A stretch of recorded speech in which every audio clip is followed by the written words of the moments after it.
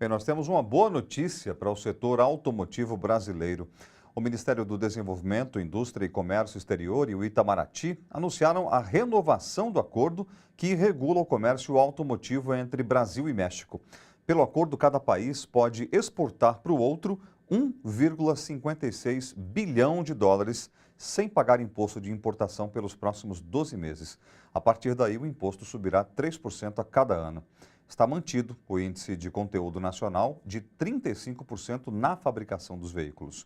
O acordo tem validade de 4 anos. E para a gente entender melhor o que significa este acordo para a indústria e para os trabalhadores brasileiros, eu converso agora com Wagner Santana, o Vagnão, que é secretário-geral do Sindicato dos Metalúrgicos do ABC. Boa noite, Wagner, bem-vindo mais uma vez. Bem, qual que é a importância dessa renovação do acordo para a manutenção dos empregos aqui no país? Primeiro que esse acordo, a relação com o México, ela é toda baseada em um acordo que o México fez para o NAFTA, na relação de produção para os Estados Unidos e Canadá. E o México é, dentro do ponto de vista da competitividade entre esses três países, aquele que é mais vantajoso se produzir. Então se construiu empresas que a gente nem chama de montadoras, chama maquiladoras, que são empresas com vantagens fiscais nunca antes vistas em qualquer lugar do próprio México para exportar produtos para esses dois mercados, esses dois países importantes. Acontece que a legislação também prevê que estas empresas elas possam exportar para outros países além desses dois, em condições extremamente benéficas para essas empresas que têm esse comportamento de produzir somente para outros países. E isso cria uma desvantagem enorme em relação a qualquer país da América Latina, da América do Norte. Eu costumo dizer que o México é a China nas Américas, em termos de relação de competitividade com outros países. E isto torna o emprego brasileiro muito mais caro do que o emprego no México. Se já era em algum momento, agora ficou muito mais caro.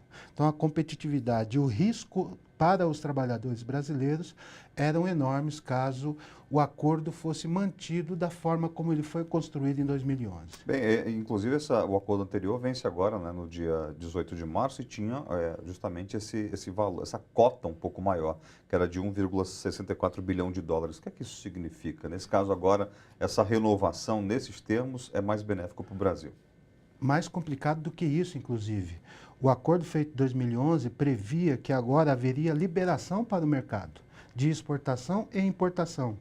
Numa relação em que um país, a produção é muito mais barata do que em outro, se você abre o mercado, o que significaria?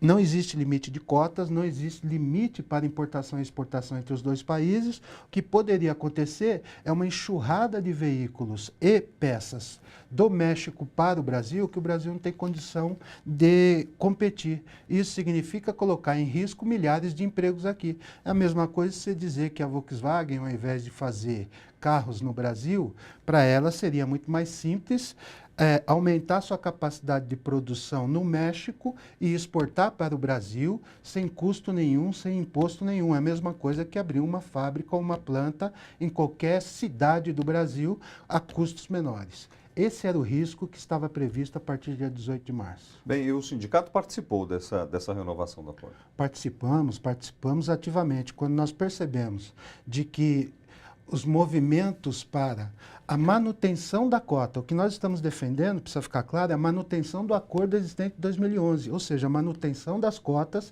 nos níveis em que estavam. Eles até baixaram 100 milhões de dólares, né? O que é uma vantagem para nós, significa dizer que há um limite maior na capacidade de exportação do México para o Brasil, portanto, empregos que são defendidos aqui no Brasil. A gente está comemorando, de fato, o sucesso desse acordo. Bem, e o Brasil, no caso, perdeu o posto de maior produtor de automóveis da América Latina para o México. Por que isso aconteceu? Rapidamente, Wagner. Justamente por conta disso. O México tem empresas que produzem para o mercado mexicano. Essas empresas têm condições de competitividade que se igualam à do Brasil. Essas outras empresas que foram criadas e normalmente na fronteira com os Estados Unidos, elas têm um foco na exportação, com custos menores do que as próprias empresas mexicanas. É essa relação que é extremamente prejudicial para os brasileiros. Tá certo. Vagnão, obrigado por ter vindo aqui, por esses esclarecimentos. A gente espera você trazer. Obrigado a vocês.